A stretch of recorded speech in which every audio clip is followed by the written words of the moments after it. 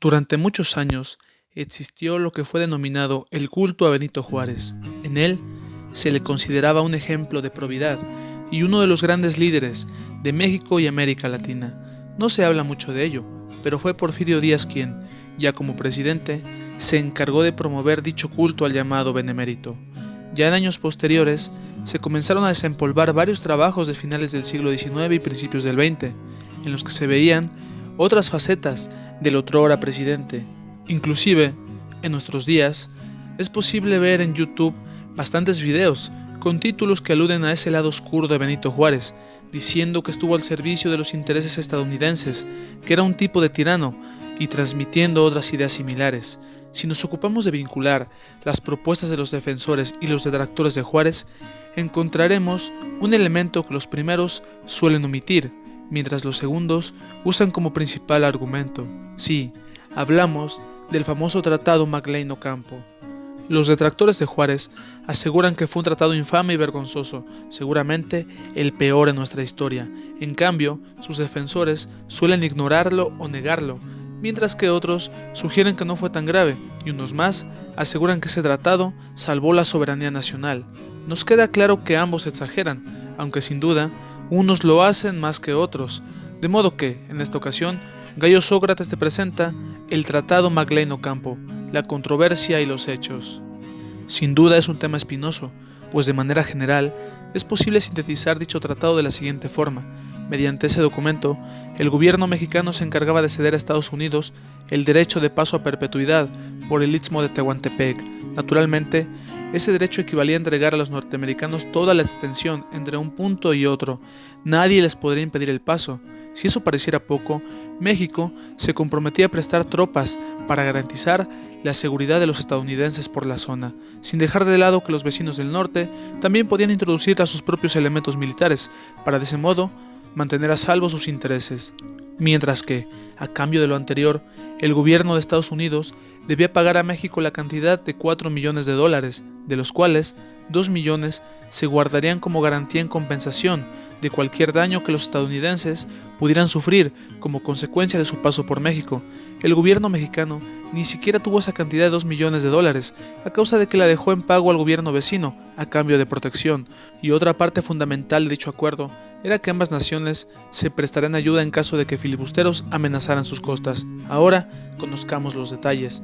Durante aquella época, México sufrió un conflicto entre liberales y conservadores, que había comenzado desde el mes de diciembre de 1857. Ya para 1859, los conservadores, al mando del joven general Miguel Miramón, habían ganado considerables batallas. Sin embargo, los dos bandos estaban en apuros. La única ventaja era que el opuesto no lo sabía. Debido a esas condiciones, el ministro de gobierno conservador, Juan Nepomuceno Almonte, hijo del insurgente José María Morelos y Pavón, firmó con el embajador español Alejandro Mon un tratado en el que España ofreció un préstamo a los conservadores que debía ser pagado al final del conflicto, deuda que tiempo después fue transmitida al bando liberal. Mediante este tratado, además, los conservadores buscaban ganarse las simpatías de otros gobiernos monárquicos para de ese modo apoyar a su causa. Mientras tanto, el presidente Buchanan de Estados Unidos buscaba evitar a toda costa la injerencia de las potencias europeas en América, sobre todo en México, su país vecino. Buchanan era esclavista y ante las tensiones de la época, la mayoría del Senado estaba en contra del esclavismo, por lo que apropiarse de otra extensión de México beneficiaría al sur, donde el esclavismo imperaba, de modo que nuestro país se convirtió en algo similar a un botín que comenzarían a pelear europeos y estadounidenses, de modo que el gobierno liberal se vio amenazado por los conservadores, la todavía lejana presencia de gobiernos europeos y el vecino del norte, quien ya parecía tocar a la puerta como había sucedido años antes durante la intervención norteamericana. De todas las amenazas, los políticos liberales Miguel Lerdo de Tejada y José María Mata sugirieron que el menor de los males era acercarse al gobierno norteamericano. La única alternativa era negociar con el país del norte. De ese modo, el presidente Buchanan no tendría ninguna excusa para intervenir en México, debido a que pensaba justificar dicha intervención por medio de la anarquía que imperaba. No se salvaría el honor, pero sí se preservaría la nación, o por lo menos eso era lo que los liberales creían. Fue así que el día 14 de diciembre de 1859 fue firmado el tratado por el embajador Maclean por parte de Estados Unidos y Melchor Ocampo por México. Si hablamos de los primeros efectos de dicho tratado, México obtuvo apoyo de barcos estadounidenses cuando el general Miguel Miramón se disponía a atacar Veracruz, valiéndose de algunos barcos que había conseguido en La Habana, debido a su nueva amistad con España. Lo más peculiar de ese tratado es que jamás fue certificado por los senadores de Estados Unidos, ni por los de México, pues se encontraban dispersos a causa del conflicto, sin olvidar que, en poco tiempo, Estados Unidos tendrá su propia confrontación civil entre abolicionistas y confederados, por lo que dio la conveniente casualidad de que el gobierno de Juárez se benefició sin dar nada a cambio.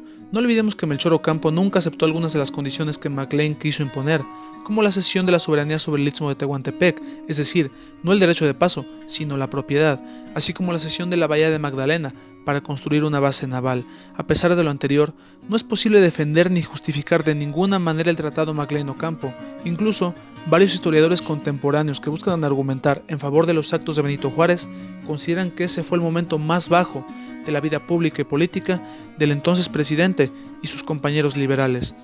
En conclusión, el Tratado McLean-Ocampo sí comprometía, en buena medida, la soberanía nacional, pero de alguna forma, diversas circunstancias impidieron que se concretara, es decir, fue una apuesta que el gobierno liberal tenía perdida y de la que al final se benefició. Lo anterior es solo una muestra de los muchos claroscuros de nuestra historia. De ese modo llegamos al final de este video. Si te gustó, danos un like y suscríbete para más trabajos. Gracias.